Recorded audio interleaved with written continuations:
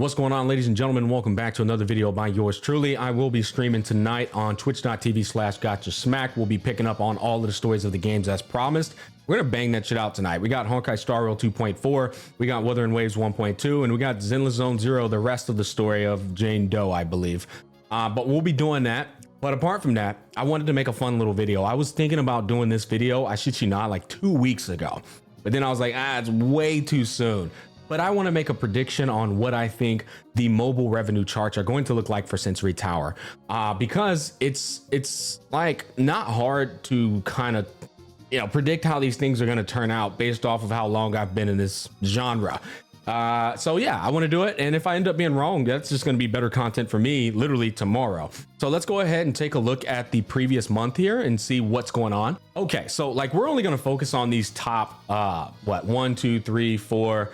I'll be honest, I'm not predicting Dokkan Battle. I know nothing about it. 5, and that's gonna be it. So Zenless Zone 0, I can tell you right now, without the excitement, FOMO, and hype that comes with a debut launch on top of the double top-up bonus for the first-time buyers, that is gonna probably drop down to 40 million. It's gonna fall off a mountain without a shadow of a doubt. If it doesn't, color me impressed.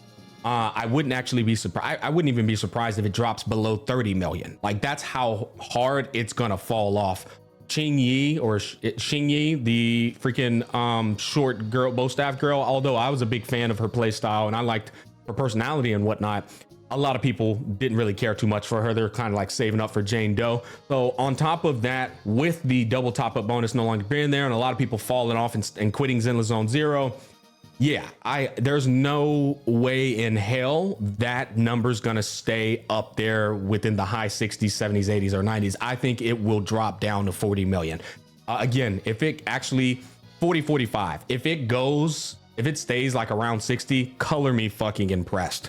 Love in Deep Space. I feel like this game has successfully captured its target audience.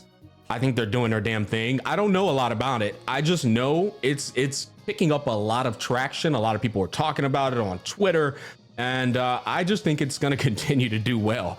So Love in Deep Space, I think it might stay in the top 5. That's what I'm going to predict there.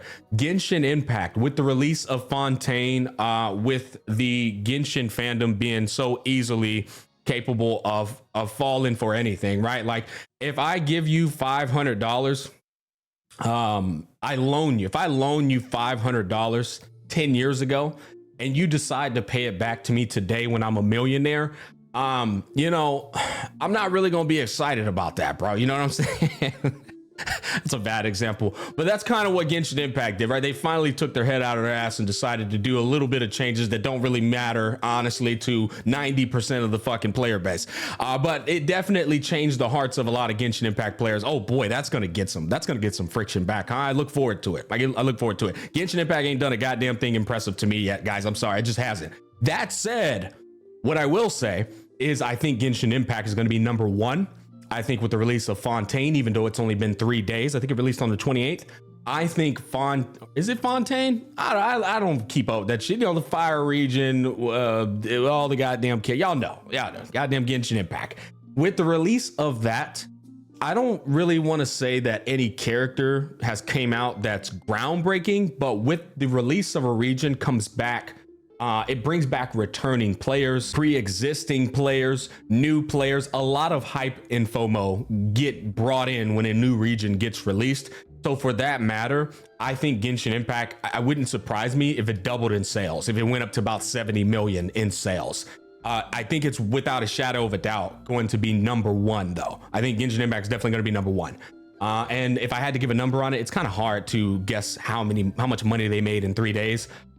I'm just gonna say 36 million is gonna turn into, I'm gonna lowball it and say 55 million, maybe 70 million. We'll see. I'd be shocked if it hit 100 million because there's not a real like groundbreaking character out right now on top of that. Honkai Star Rail, nobody gave a damn about Yunli, okay? Niche character, niche audience. And then we got Jiao Shou, who's really just more of an Acheron synergy, has yet to solidify his real value outside of Acheron. for the foreseeable future. So plus he's a male character, so I think a lot of people are gonna skip the shit out of Jiao Shou, and then to like put the freaking, like, you know, dagger in the side, I guess, Fei Xiao and this ridiculous amount of predatory gacha practice. That's the best thing to call it. The FOMO and pressure that's going to be coming with 2.5 of HSR. There's not a chance in hell anybody spending money on these previous banners apart from people who can afford to do so. And it doesn't bother them at all. So I think Honkai Star Rail might drop below 30 million and down into the 20s. If it drops below 20s, then goddamn, that's gonna be crazy. But I think Honkai Star Rail is going to drop even further, basically putting it either in number 4 or number 3. Depends on what Love and Deep Space does next. That shit is hard to quantify. I don't know. But Honkai is definitely not going to be number 1 or number 2. That patch was just definitely a dry patch, I guess, is the best way to put it in terms of making money. That said, when they drop that next update, Honkai Star Rail is blowing everything else out of the water. But Wuthering Waves.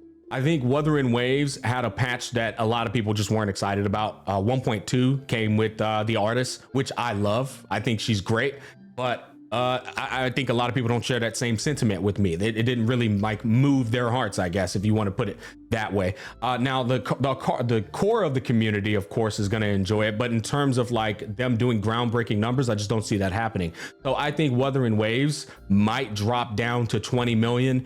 It actually wouldn't even surprise me if it dropped down to 18 million. So I guess we'll see what happens there, but it's just, it doesn't have the volume of a Hoyo game. If it did, that'd be great. But since it does not, I expect those mobile numbers to drop down a little bit more. And then they got the free character coming next patch. I don't see it really doing anything crazy until Shorekeeper drops. Once Shorekeeper drops at 1.3, I think Wuthering Waves will jump back up there. But I actually predict Wuthering Waves to stay out of the top 5. I think it'll be out of the top 5 again. Yeah, that's pretty much my prediction. So I guess we can go ahead and solidify it. Zenless Zone Zero number 2, Genshin Impact number 1, Love and Deep Space or HSR as the 3 and 4 spots. And number 5, I don't think it's going to be Wuthering Waves. I think it'll be some random game. I really do. I think it'll be like, I don't know, it'll be one of these other random games. Number 6 is probably going to be Wuthering Waves. That's my prediction. I look forward to coming back to this video. It's gonna be great. You guys comment down below and let me know what your thoughts are.